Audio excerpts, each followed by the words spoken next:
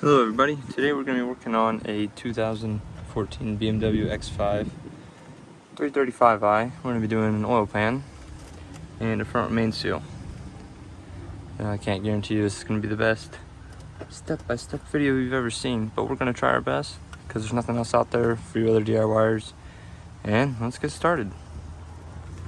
So now you're going to go ahead and remove your intake, this little hole. You just simply pull up on this, and then from here it pretty much pops out. You're gonna have two 13mm bolts on both sides that remove this cross member. You have to remove these cables from the back side as well. They're just clipped in on the top side. They just push in that little groove. On the bottom side, you just pull up from these tabs here, and you can remove the cable. You have to route it this way, the front this way, and sneak it behind your coolant piping there. Put that out of the way. You can use a T50 on your tensioner. I'll try to get a shot for you guys. If you can see right there, there's your tensioner. It's actually a T60, but you can use a T50 to remove that. You're just going to want a large pry bar, large long handle on it, and just sneak that down in between the radiator and these HVAC lines and take it off that way. So getting underneath the car, you're going to want to go ahead and take the wheels off both sides and remove any undercovers you have, along with the metal plate that belongs right here. The undercover is usually a 7 and 8mm bolts, 6 and 8mm bolts, sorry. And these bolts here, I believe, are 16. Your axle bolt is a 12.36mm bolt. So now we're going to go ahead and remove the intake. You can do that with this, the 7mm hose clamp and a 6mm over there. Whenever you're removing this back pipe, remember that there's a mass airflow sensor on the back side. This air box is just held on by these prongs and the rubber grommets, so don't be afraid to give it some force because it's not easy to remove. Now when removing the mass airflow sensor, it's helpful to get in a small pick and come on the back side and pick that up to remove the sensor. Now we're going to go ahead and remove this other pipe out of the way. These are always a pain in the butt. What we can do is use an orange or a small pick again and get in the sides there to pry off the clips. That's where they're actually at. And then we're going to remove this T30 and both these T20s here and another hose clamp down there. Alright, with that intake removed, we're going to make a correction. This was actually a T20 as well. With removing this piece here, all we had to do is pull up on it enough to pry it out. And now with the intake removed, we're going to go underneath and start removing some bolts for the power steering rack. Right here there was two E12s. Same thing on the other side they have to remove. Let's go ahead and get those out. Okay, so now that we have the power steering rack loose, I went ahead and removed the lower control arm. It was held in on the front with a 18mm bolt and 18mm nut. You just slide the nut out essentially. I had to remove the bolt right here in order to get enough room on the mud flap or the fender liner to remove the bolt back here. Same thing, just a 21 and a 21 nut too. Just pull the bolt straight out, or use a ratchet and ratchet it out too. I had no clearance issues here. The bolt was just able to come out, so this should just slip right out of there like so. Also, you're gonna need to remove your axle nut, as I said earlier. Which mine, I got lucky in there. Got plenty of play in them, and they're gonna slide right out. So once you get that all done, you're gonna start removing the sway arm linkage, which is a 18mm nut. When removing the linkage, you have an 18mm nut and a T40 on the inside. To break that loose, you're gonna need to put the T40 in and then use a wrench to break the nut loose. Should just pull right out, and do basically the same thing to the other side. And once that's done, we'll update you then. And supporting the motor from the top, there's a bolt, there's the threads right here below, and you just thread that in. Mine didn't go that far in because it's not the right one and it's hitting on the block right there. But I got enough threads in to hold it, and I'm gonna put the hoist in now and hold this up a little bit, make sure she holds, and start moving the bolts underneath. So we have the lower engine mount bolts out. As you can see right down there, is the lower engine mount bolt. It'll come into focus. There we go. You can see the nut is missing. It's already off. But the way I maneuvered this tool down, essentially used my camera like I am right there, and snuck this down in between the ABS and the AC high pressure and low pressure valves, and snuck it down that way.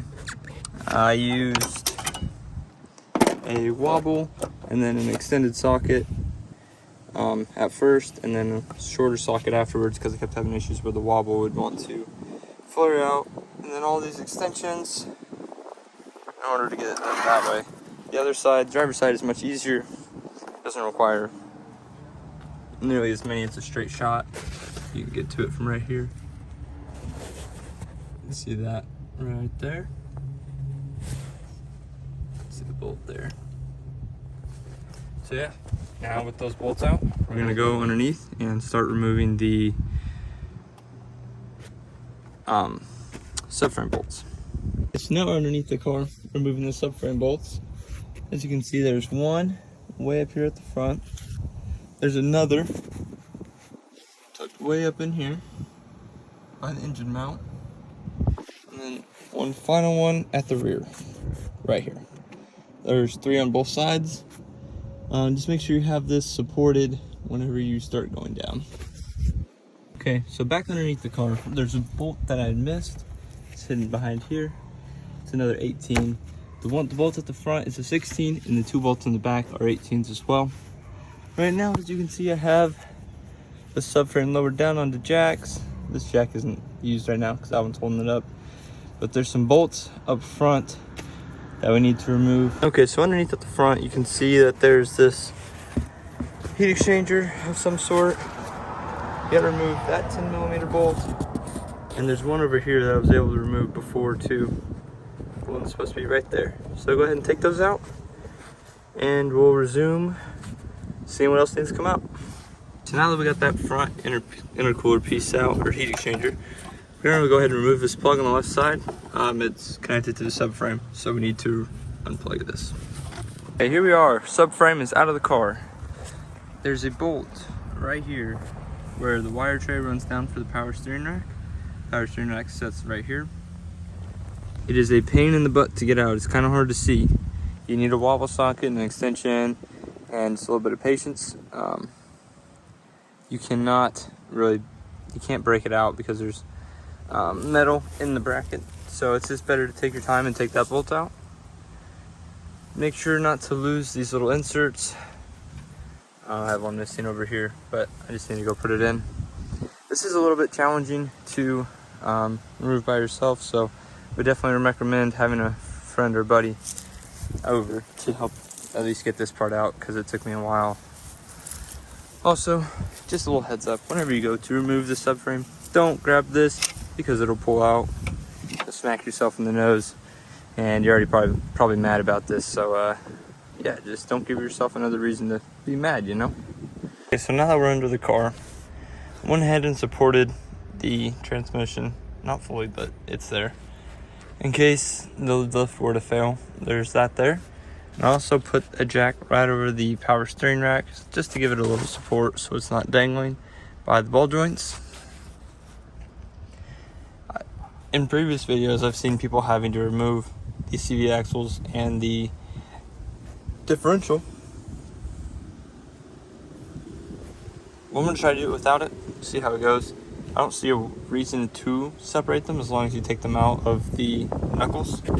So we're going to go ahead and start removing these bolts around the outside edge of the oil pan and disconnecting the differential from, or the drive shaft from the differential.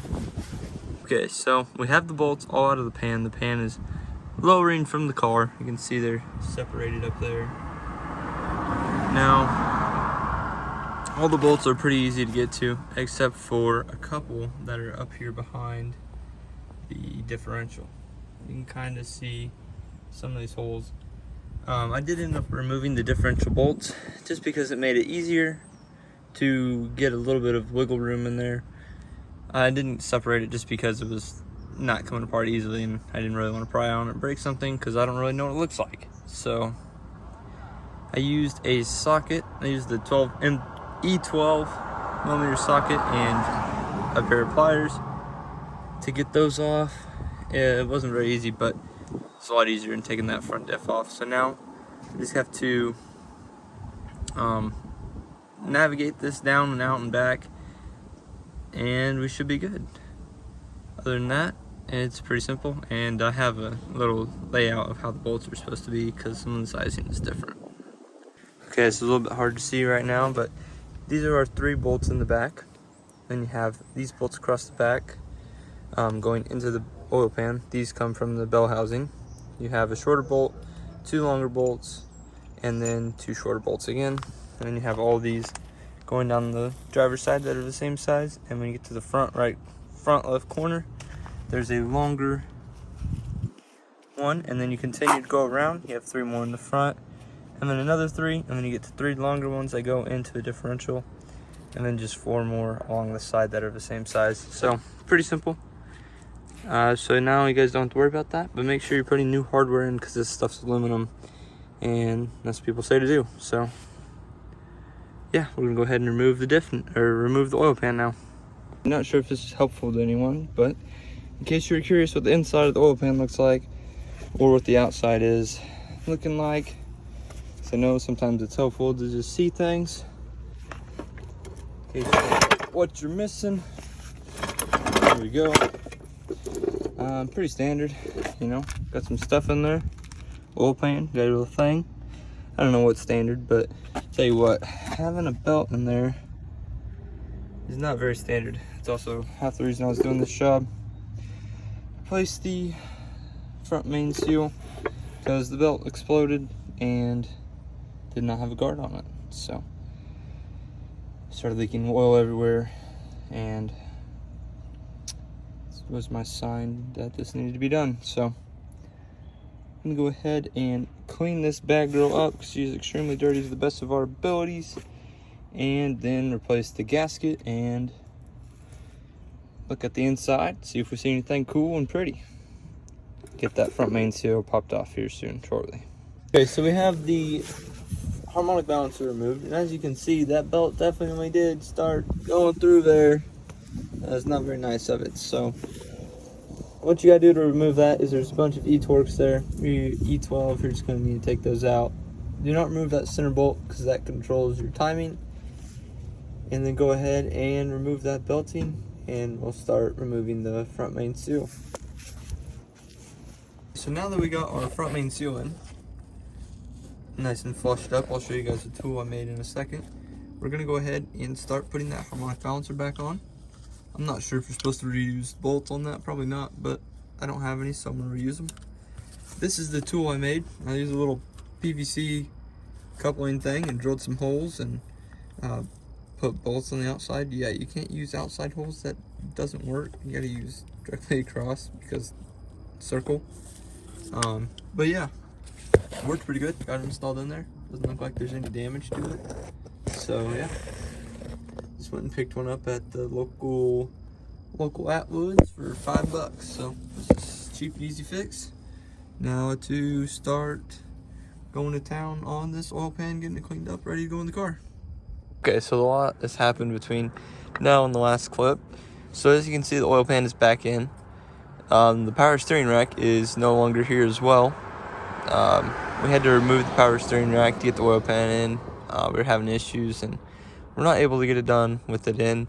So what we did was we removed the whole knuckle and everything. It was just 1 bolt for the upper control arm and then 2 for the caliper to hang it off.